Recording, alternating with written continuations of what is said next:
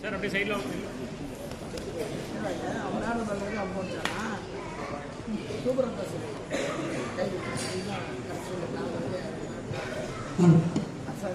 அன்புடைய அனைவருக்கும் வணக்கம். அப்படிங்க பாருங்க, கேமரா பாருங்க. நெருங்கிய நண்பர் திரு ரங்கநாதன் அவர்களின் பணிவெறி விழா கலந்து கொண்டு சிறப்புரையாற்ற வந்திருக்கும் அனைவரையும் வரவேற்று,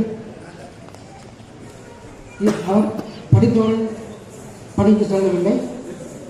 அவர் படித்து முடித்தவுடன் பல மாணவர்களுக்கு டியூஷன் சொல்லிக் கொடுத்தார். அதில் அவர் மாணவர்கள் எல்லாம் அனைவரும் அதிக மதிப்பெண் எடுக்க வேண்டும், நல்லா படிக்க வேண்டும், நல்ல எதிர்காலத்தை நல்லா அமைக்க வேணும் அப்படின்னு அவர் உறுதியாக இருக்கார். அந்த வகையில் இன்றைக்கி பணியில் இருக்கிற மாணவர்கள் இளைஞர்கள் எல்லாருமே இவரை தெரியாத யாருமே இருக்க முடியாது. அந்த அளவுக்கு யார் எதாவது கேட்டாலும் அவரை நல்ல தெரியும், அவருக்கு படிச்சிருக்காரு, ரொம்ப நல்ல வளர்த்து அப்படின்னு சொல்கிற அளவுக்கு அவருடைய பணி இருக்குது. அதுவும் இல்லாமல் நம்ம கிராமத்துக்கு நல்ல செயல்பாடுகளை செஞ்சுருக்காரு, சிறந்த முறையில் அவர் பணியாற்றி இருக்காரு.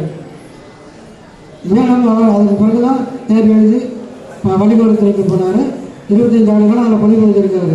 அவர் பணிபுரிந்த காலங்களில் எல்லா நேரத்திலும் நேர்மையாக நடந்து கொண்டார். அவர் எத்தனை அலுவலகத்துக்கு மாற்றி சென்றாலும் அங்கே அவர் தனக்கென ஒரு முத்திரையை பதித்திருப்பார்.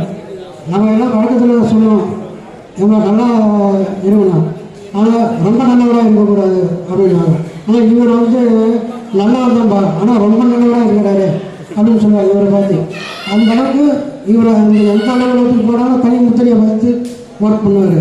ரொம்ப உற்சாகமாக ஒர்க் பண்ணுவார், நேர்மையாக நடத்துவார். அதாவது இந்த வணிக வரித்துறை அப்படின்றது சாதாரண துறை இல்லை. அதில் எவ்வளோ பிரச்சனைகள் இருக்குது, அவ்வளோ பிரச்சனைகளையும் சந்தித்து அவர் நேர்மையாக நடத்துக்கிறார் அப்படின்றத